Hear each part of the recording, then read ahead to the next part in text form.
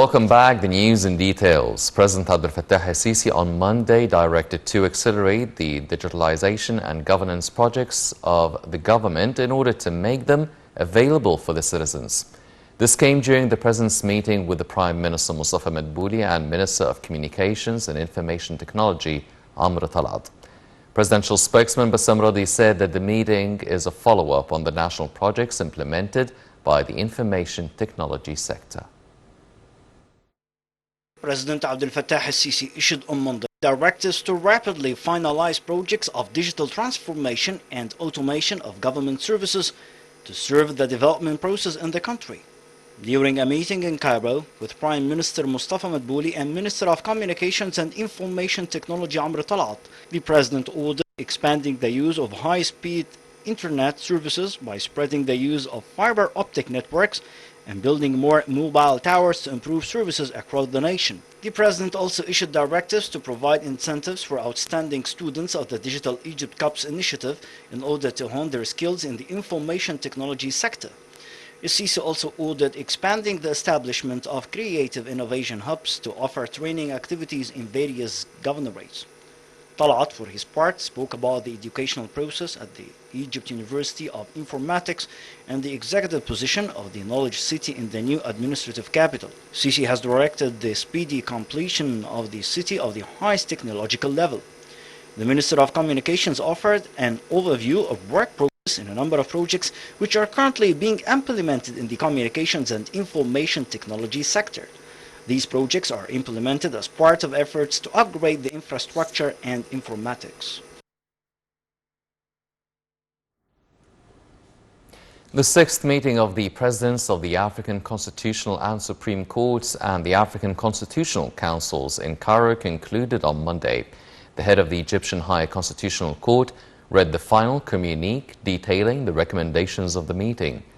He said participants discussed the role of constitutional monitoring in development. He also said they agreed to activate guarantees for the security of judges.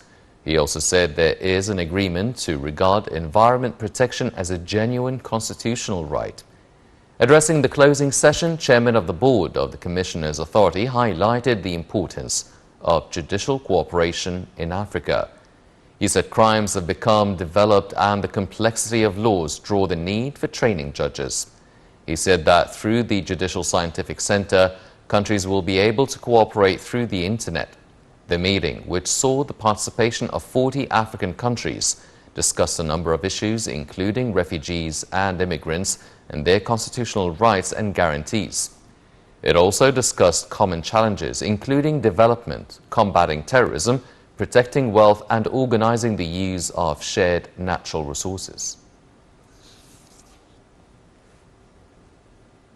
Foreign Minister Sameh Shoukry, the designate president of the COP27, met with Executive Director of the UN Environment Programme, the UNEP, Inga Anderson. At the meeting, Shoukry reviewed Egypt's leadership vision on the upcoming COP27 concerning international climate action. For her part, the UN official underscored Egypt's leading role on the African and Arab arenas in the field of clean energy and combating climate change repercussions. She also asserted the UNEP is ready to provide all support to Egypt to ensure the success of the climate summit, which will be held in Sharm el-Sheikh next November. Foreign Minister Sameh Shoukry stressed Egypt's keenness on supporting stability of the African Horn region, considered part of Egypt's national security. This came during Shoukry's meeting with the UN Secretary-General Special Envoy for the African Horn. The meeting reflected the keenness of the UN official on reviewing Egypt's vision and evaluation of the situation in Sudan, South Sudan, Ethiopia, Somalia, the Red Sea security and Renaissance Dam file, and the way of expressing the African interests during the upcoming climate summit. Minister of Defense Mohammed Zeki met with Commander of the U.S. Central Command Michael Kurilla and his accompanying delegation, where they discussed ways of boosting military cooperation. Zeki asserted the armed forces' keenness to enhance the military and security cooperation with the U.S. Meanwhile, Karila lauded the pivotal role played by Egypt in achieving security and stability in the region, lauding the deep-rooted relations between the two countries. The U.S. commander also met with Chief of Staff of the Armed Forces, Osama Askar, as they tackle cooperation in training and exchanging expertise between the armed forces of both countries.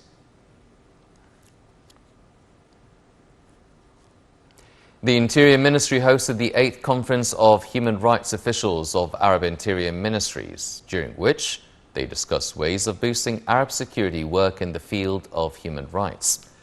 The conference was held in Egypt in appreciation for its pioneering role in security work. The conference was preceded by a number of preparatory workshops on the experience of the member states in the field of human rights. A joint workshop was held on the sidelines of the conference with the European Agency for Border and Coast Guards on respecting human rights in the border crossings.